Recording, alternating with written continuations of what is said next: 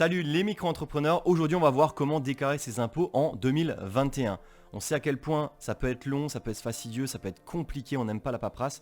Du coup, je vais directement te montrer comment je remplis ma fiche des impôts pour que ça puisse être le plus simple possible pour tous les micro-entrepreneurs. Et donc pour ça, avant d'aller directement sur le site des impôts, donc impôts.gouv.fr, n'oublie pas que la chaîne YouTube pour toi freelance te donne plein d'informations liées au freelancing et à l'indépendance. Donc si jamais ça t'intéresse, n'hésite pas à t'abonner et à regarder les autres vidéos de la chaîne.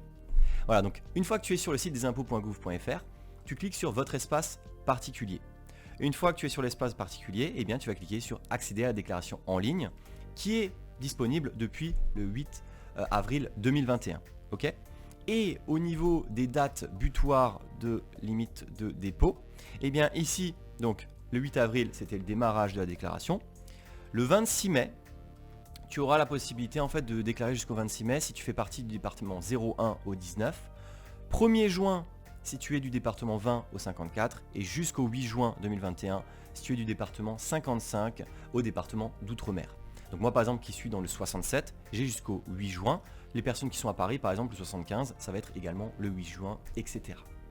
Et donc pour ça, tu l'as vu, je me suis aidé de l'article de Shine à ce sujet. Donc Shine, si tu ne connais pas, je suis ambassadeur chez eux et c'est tout simplement une banque en ligne, voilà.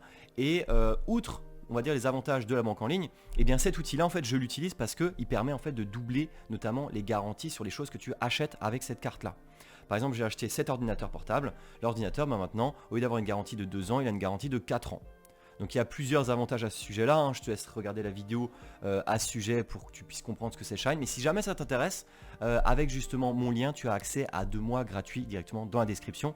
Et je vais justement te présenter quelques outils que j'utilise et que je trouve ultra sympathiques. Et tu sais très bien, si je te présente des outils, c'est parce que moi-même je les utilise et parce que je les trouve ultra intéressants pour nous freelance. Voilà, donc on peut revenir sur la déclaration de revenus. Ici, on va te demander plein d'informations. Ok, on t'explique les choses, blablabla. Ok, déclaration de revenus, blablabla, etc.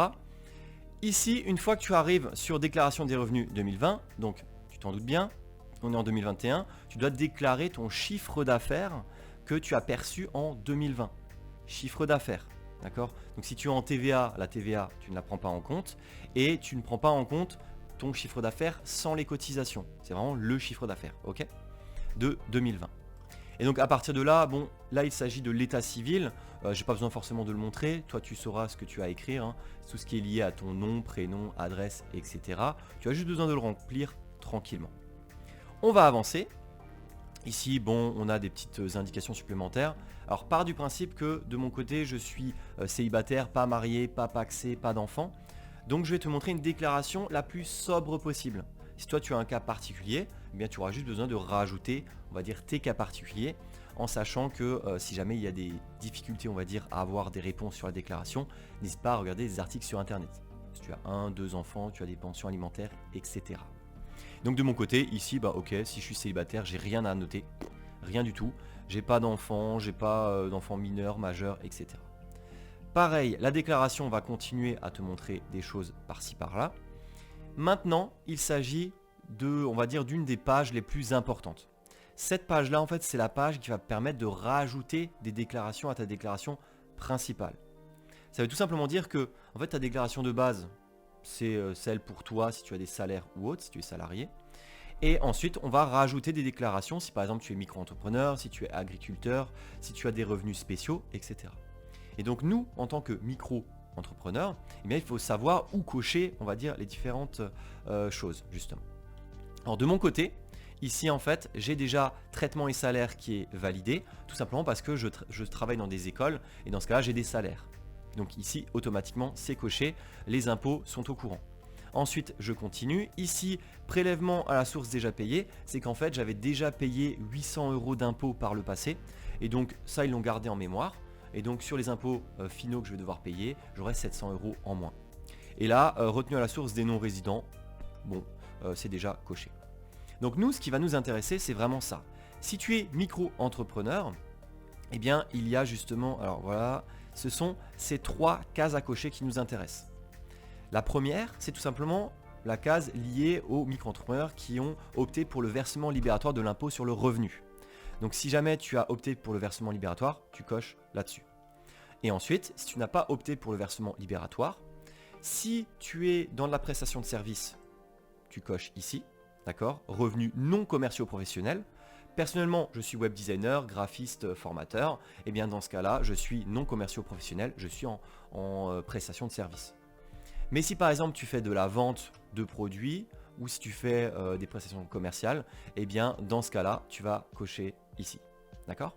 Et on peut revenir tout simplement à l'article de Shine à ce sujet. Donc si jamais tu as envie de revoir, tu peux très bien aller le regarder dans la description. Voilà, état civil, revenus et charges, blablabla. Et bien ici, tu vois, exactement de la même manière, il te présente les 3 cases à cocher en fonction de ta situation. Donc on continue. Ici de mon côté, tu l'as bien compris, je ne suis pas en versement libératoire et je ne fais pas de vente de produits. Je fais uniquement de la prestation de service, donc je coche uniquement cette case-ci. J'avance, donc suivant. Maintenant, ok, des petites choses supplémentaires. Donc de mon côté, avec les écoles en 2020, j'ai eu un salaire de 1138 €. Ça, tout dépendra si tu travailles également à côté. Donc ici, j'ai rien de plus à rajouter. Ils ont déjà mis en fait mon salaire, donc j'ai rien de plus à mettre.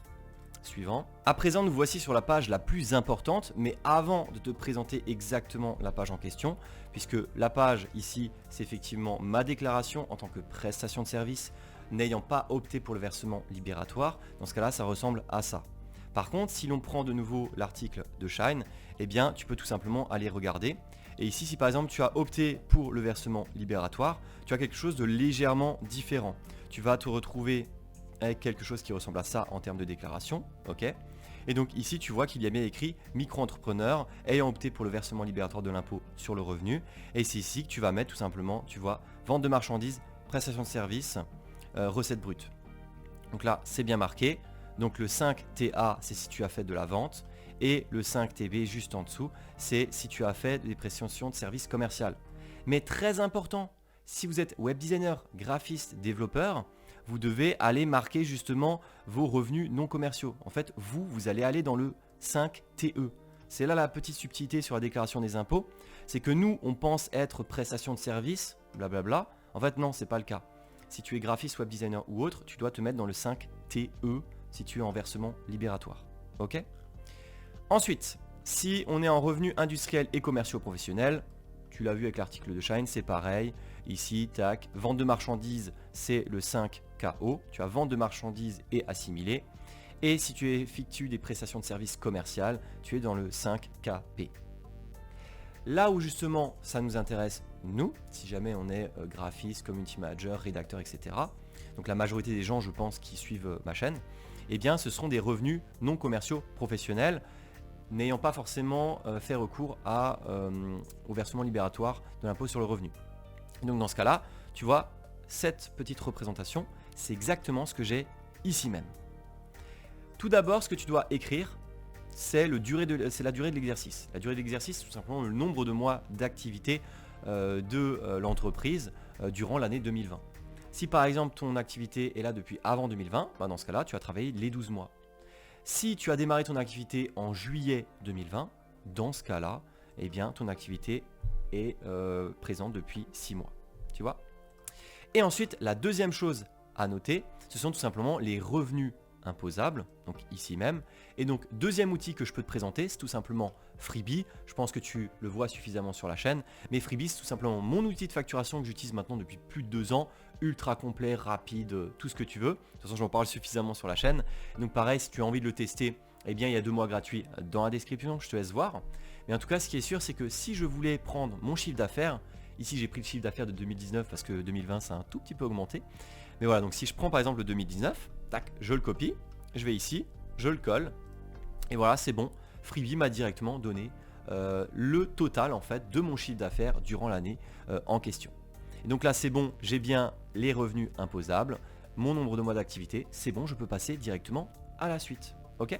Donc n'hésite pas à regarder bien justement les 5XI, 5HQ par exemple, pour bien te repérer à ce niveau-là. Ensuite, c'est bon, on peut y aller. C'est maintenant la fin de la déclaration. Il n'y a quasiment plus rien à marquer. Tu vois, j'ai par exemple mes informations liées à mon entreprise. Toi, tu peux également les mettre. Suivant. Alors ici, par contre, fais très attention. Parce que ici, il y a également marqué vos revenus profession non salariés. Ça, il ne faut pas que tu le remplisses. Tout simplement parce que ce que tu as rempli juste avant, c'était justement les informations liées à tes revenus imposables. Ici, ce sont des revenus imposables, mais où tu n'as pas eu de cotisation de l'URSSAF, par exemple. Donc ça, en fait, tu n'as pas besoin de le remplir. Il faut directement que tu cliques sur suivant. Ok? Et d'ailleurs, petite aparté justement avant de venir totalement à la fin de la déclaration, si jamais à un moment donné, tu as envie de lancer un projet, que tu as besoin justement d'avoir un prêt en freelance, mais que tu sais que c'est compliqué de l'avoir avec ta banque, mais la dernière vidéo à ce sujet, je t'avais présenté Manza. Et Manza, c'est un peu un service révolutionnaire à ce niveau-là. Donc si jamais tu as envie d'avoir un prêt en freelance entre 1000 et 10 000 euros pour par exemple un projet, une voiture, je sais pas, des fois il y a des personnes qui sont chauffeurs VTC qui me contactent, ben là c'est juste parfait. Tu es freelance, tu as envie de voir si tu as la possibilité d'avoir un prêt en freelance. Manza, c'est limite l'une des meilleures solutions aujourd'hui. En sachant qu'ils ont levé 18 millions d'euros il y a encore très peu de temps. Donc ça montre bien que c'est une entreprise française qui est en plein essor. Donc n'hésite pas à soit aller regarder le site, soit aller regarder ma vidéo de présentation à ce sujet que j'ai fait justement juste avant cette vidéo-là. Donc si on finit sur la déclaration des revenus, et bien ici, bon, prélèvement à la source, blablabla. Ici, j'avais fait un acompte, donc j'avais payé 800 euros d'impôts à l'époque. Je fais suivant. Ok, information, on te demande est-ce que tu veux des infos, ok, bon, je continue, rien de spécial, très bien. Et ici, j'ai tout simplement un récap, à la fois de mes impôts, de mes salaires, de tout ça. Donc ici, on me dit, ok, en salaire, j'ai 1138 euros, c'était les écoles en 2020. Ici, j'ai déclaré 32 952, c'est justement ce que j'avais déclaré en 2019. Ici, je ne sais, voilà, c'est la durée de l'activité, donc 12 mois. Et ici, on me dit, voilà, tu avais un acompte de 800 euros. Donc, si vous voulez, avec ces informations-là, d'accord, avec ce salaire, ce chiffre d'affaires et avec cet acompte, j'ai un total d'impôt de 1196 euros, moins les 800 euros d'acompte, ça me ferait 386 euros d'impôt. Donc pour faire assez simple, si jamais tu es juste en dessous du premier seuil de la micro-entreprise, tu vas te retrouver environ avec 1500 euros d'impôt. J'avais fait le calcul, quand tu es à 36 000, tu te retrouves avec 1500 euros d'impôt environ. Et donc là, c'est bon. Tu as juste besoin de faire signer ma déclaration et c'est bon, c'est fini, tu as terminé ta déclaration. Donc tu as vu, c'est pas si compliqué que ça. Tu as juste quelques petits points par-ci par-là. Ce qui est le plus compliqué dans la déclaration d'impôt, c'est juste que tu as tellement de choses à lire qu'à la fin, tu veux vraiment pas te faire avoir, te faire arnaquer ou te planter en fait. Mais c'est juste qu'une fois que tu sais où tu dois cliquer, ça va extrêmement vite. Donc j'espère que cette vidéo-là, en fait, elle va t'être extrêmement utile. Donc n'hésite pas à marquer tout ça dans les commentaires. Si en tout cas, ça t'a aidé pour répondre à tout ça beaucoup plus rapidement. Et donc si je vérifie juste au niveau de l'article de Shine, ok, au niveau du résumé, rien de spécial, les questions fréquentes, ok, prélèvement à la source, le versement libératoire, j'ai fait également une vidéo à ce sujet que je peux te laisser ici en fiche si tu veux en savoir plus, parce que tout le monde n'est pas éligible. Par exemple, de mon côté, je gagne trop, entre guillemets, donc je ne pourrais pas accéder au versement libératoire de l'impôt sur le revenu. Ok, faut-il déclarer si je n'ai pas de revenus? Bah oui, puisque tu vas juste déclarer 0 en chiffre d'affaires, mais c'est exactement comme les cotisations sociales. Pareil, je te laisse également une vidéo à ce sujet. Si tu es micro-entrepreneur, mais que tu ne gagnes rien, ok, tu as 0 de chiffre d'affaires, mais il faut que tu le déclares à chaque fois. Il faut que tu déclares 0, parce que sinon tu peux avoir des pénalités pour ne pas avoir rempli des documents administratifs. Voilà, est-ce que je peux remplir l'impôt sur le papier? Ouais, bon, on va dire qu'aujourd'hui, si déjà tu bosses dans le web, autant que tu essayes de le faire directement depuis internet. Et pour terminer, ici on a également le principe de devoir déclarer ses revenus sur les banques étrangères. Et si jamais tu utilises 26 ou Revolut, parce que tu vois par exemple Shine, Conto ou autre, ce sont des banques qui sont françaises, d'accord, donc c'est un RIB français. Alors que par exemple N26, si je ne me trompe pas, je crois que c'est allemand, dans ce cas là N26 tu vas te retrouver à devoir faire une déclaration supplémentaire sur tes impôts, puisque c'est une banque qui n'est pas en France. Voilà. Donc sinon, écoute, il n'y a rien de plus à savoir. Je t'ai présenté tout ce qu'il fallait. Je t'ai présenté les 3 outils que j'utilisais moi au quotidien. Ma banque en ligne, mon outil de facturation et également un outil ultra pratique pour réussir à avoir des prêts en freelance. Voilà, ce qui est compliqué. Surtout là, je le vois avec des prêts immobiliers, des prêts à la consommation et tout ça. Bref. Et ensuite, c'est bon. La déclaration elle est terminée. Tu n'as plus qu'à envoyer tout ça et ensuite tu auras un paiement en fait des impôts en temps voulu. Voilà, donc j'espère en tout cas que cette vidéo, eh bien, elle t'a plu. N'hésite pas à laisser du coup un petit like, un commentaire pour me soutenir et notamment pour augmenter un peu le référencement de la vidéo pour justement mettre en avant mon travail. J'espère que ça ira de ton côté en tout cas avec la période actuelle. Force, courage et puis je te dis à très bientôt pour des prochaines vidéos pour toi.